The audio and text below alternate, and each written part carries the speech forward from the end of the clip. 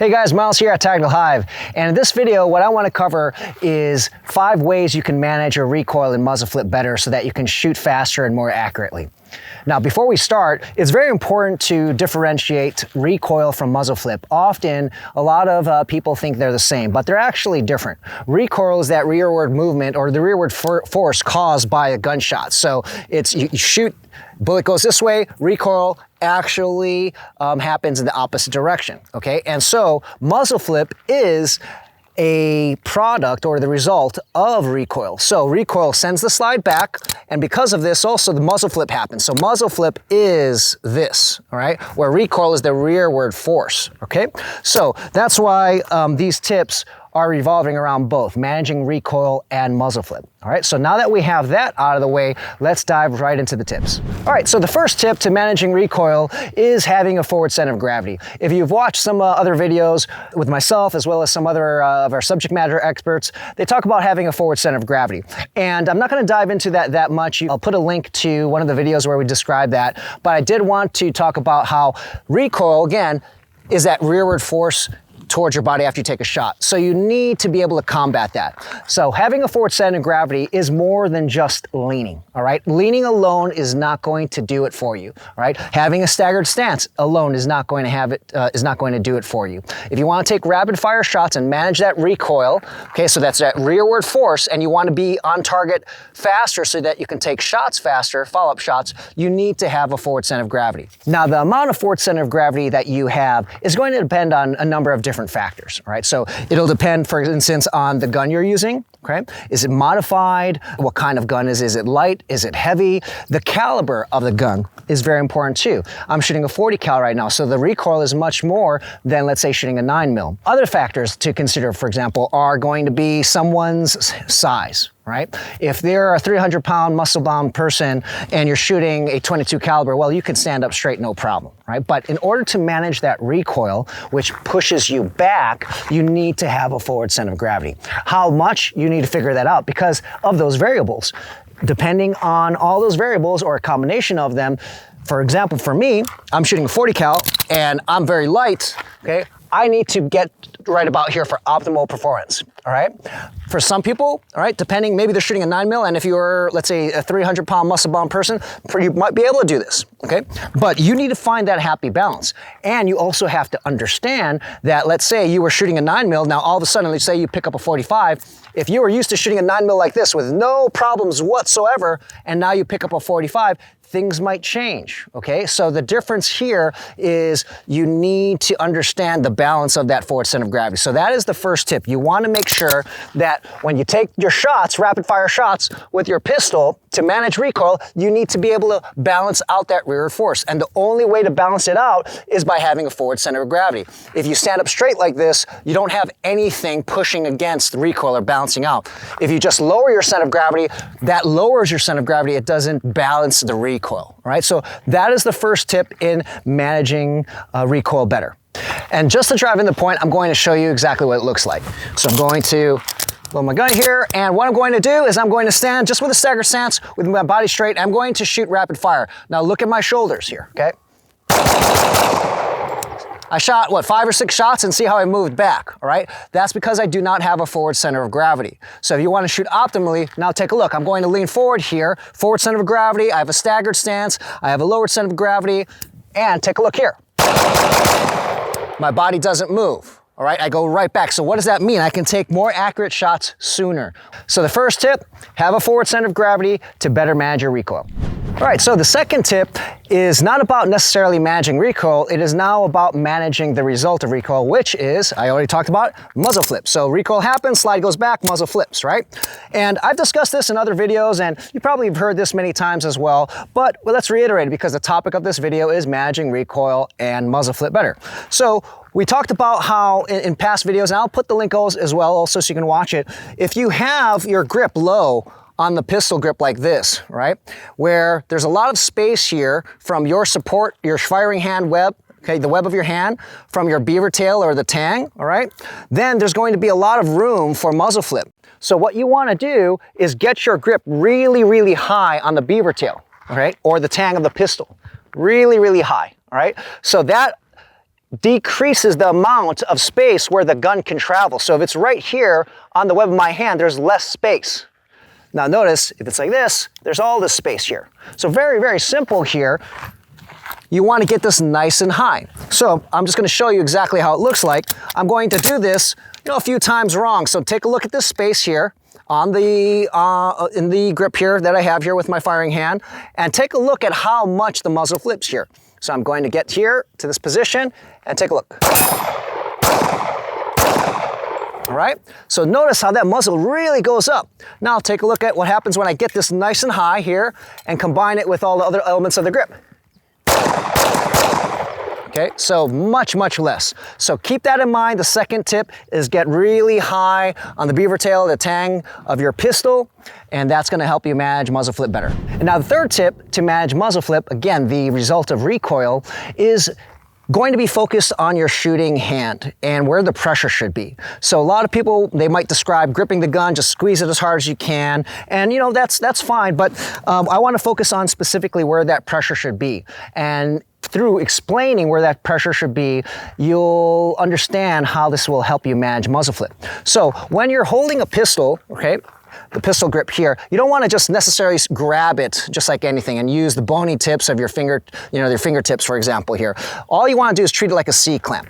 You want the heel of your palm driving right to the back strap, complete contact with the back strap here, right? And then you want this part of your fingers right here pushing down on the front strap of your pistol grip. So it's kind of like a C-clamp. Notice I'm not really turning in with my fingers like this. This will naturally happen, but that's not where my focus should be. The focus should be pressure on the back here with the heel of my palm, and then these fingers on the forward strap. So again, like a C-clamp. Now, what does this do? You might be thinking, okay, so how does that manage muzzle flip, all right? So one, notice I'm high on the beaver tail, which was the second tip. Now, by having this C-clamp here, it helps regulate or manage the vertical movement of your muzzle flip here, okay? So by having full contact here, I'm minimizing that movement as much as possible. And to get very specific here, notice how I mentioned that have full contact with the heel of your palm with the back strap. Let's focus on this part right here, right? If I don't have full contact, okay, take a look at this. I'm gonna move it sideways here. If I kind of move this here like this, there's a lot of room here. What's gonna happen is muzzle will flip, and actually, after I take a shot, because there's space here, the gun is gonna dip. It's actually going to dip. So what does that mean? So maybe I'm controlling the upward movement, but I'm not controlling the downward movement. So that means I'm not going to get my sights on target fast enough, okay? Or as fast as possible. Because notice this, I'll just do a slow motion here. If I have this space, muzzle flips, now it goes down, notice how my muzzle dips. Now to get back on target, I have to wait for my sights to go up. So that's lost time. So if I have good contact and friction with the heel of my palm on the back strap, full contact, when this gun goes up, it's going to come directly where it came from here. So because I'm stopping it from dipping with the heel of my palm, all right? And similarly here with the front strap here, I want to be pushing in like a C-clamp. Remember again, this motion here, straight back to the heel of my palm. What this does is kind of the opposite here, where the heel of my palm is going to prevent this from dipping. This here, the front strap here, is going to help me bring or stabilize that gun downwards faster. So if I'm really light here and the muzzle flip goes up this way, there's nothing really bringing it back down, okay, or helping me bring it back down, and I'm just relying on the gun itself. But by having that C-clamp here, when the muzzle goes up and I have this pressure on the front strap, it goes down as fast as possible, right? Now it's not going to make a huge difference in the sense that the more you drive like harder with your front strap, it's going to come down faster. There's law of diminishing returns there. But the key point here, the key tip is have proper C-clamp, all right? So let me show you how it looks like when we do it wrong, incorrectly, okay? All right, so I'm going to try and demonstrate this to show you how it looks like if you have an incorrect pressure with your shooting hand. Now, just a disclaimer here, a note, I want to show you this with one hand, but it might be very difficult to show you with one hand, so I'm going to try to simulate. We'll see how it works. But the first example here is I'm going to release the pressure on the back strap, but still have good forward pressure. So technically what should happen is after the shot, we should see it dip. Okay, so let's take a look. I'm gonna do my best here because it's a little bit, I want you to see this, but at the same time, I don't have my good pistol grip here. So let's just take a look. Okay, so that one, it definitely did dip, and you should have been able to see that definitely on the second shot, where by not having this full contact here in the back strap, it actually dipped. Now let's have full contact here. We should just see it kind of return back to the same level, all right? So here we go. There we go. All right, so now I have to manage recoil in the sense that the gun is, I don't have two hands here. So again, I want to just demonstrate this so you can see here, but you can kind of get the point. If you don't have full contact in the back strap, this goes down. It's going to dip after the shot, right? But by having it, it's not going to dip. Okay. Now the second one was the front strap here. Notice if I do not have a lot of pressure on the front strap here, it's going to take some time, a longer time for this muzzle to flip back down, right? By having pressure on the front strap here, I'm helping or assisting driving the gun back down to the proper position, all right? So I'm gonna call this the 0, all right? So take a look here. I'm gonna do this incorrectly. I'll just put a little pressure with, let's say, my middle finger here, just a little pressure here. Okay, now I'm gonna have full contact here, and I'm really gonna drive in, okay, like a C-clamp, all right? It's definitely faster. Right, drives right back to 0, right? So that's the third tip. All right, so now let's move on to the fourth tip to managing muzzle flip. Managing recoil was the first tip. It's really about that forward center of gravity because again, recoil moves backwards, okay? Now, everything else is managing the result of recoil, which is the muzzle flip. So the fourth tip here is going to still focus on that. Now, what we're going to do here is still talk about the grip and pressure, but primarily where that pressure should be. We already talked about kind of where the C-clamp, you know, what your firing hand does. And if you guys have learned, I'm just gonna give you a primer on this, the Cliff Notes version. Typically, this is gonna clasp on and usually have grip laterally, left and right, okay? But what is not really emphasized by many of the classes I've been to, or even just hearing on YouTube, is where that pressure should be, all right? For example, if you're a new shooter, you might be squeezing really hard with your fingers, okay?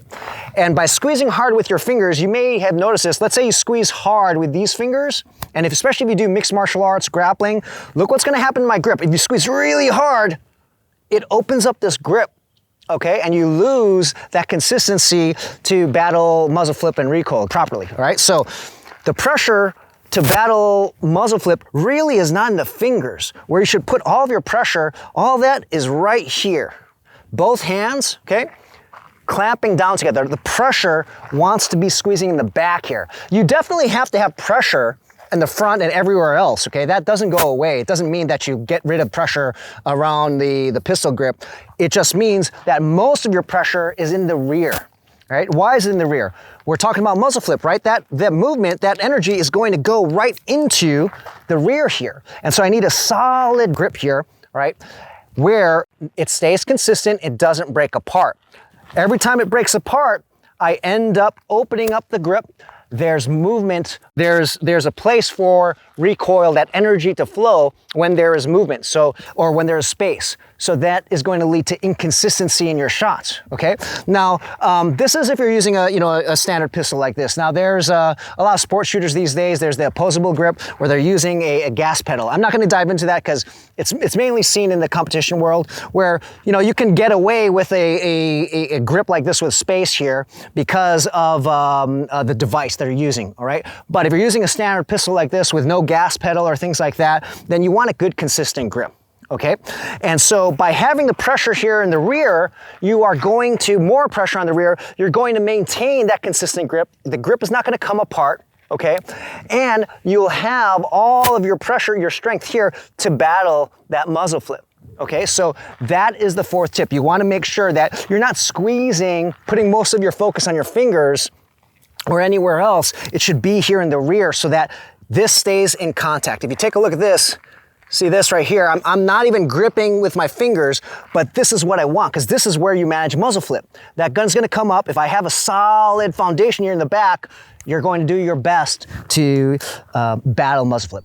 All right, and the last tip to help manage recoil, i.e. muzzle flip in this case, is not really about grip. I'm going to focus on something else. Now, this is something that you can play around with, and things will differ depending on the gun you use, the style of your shooting, all of that stuff. But kind of the Cliff Notes version here is you can fiddle around with your recoil spring weight, all right?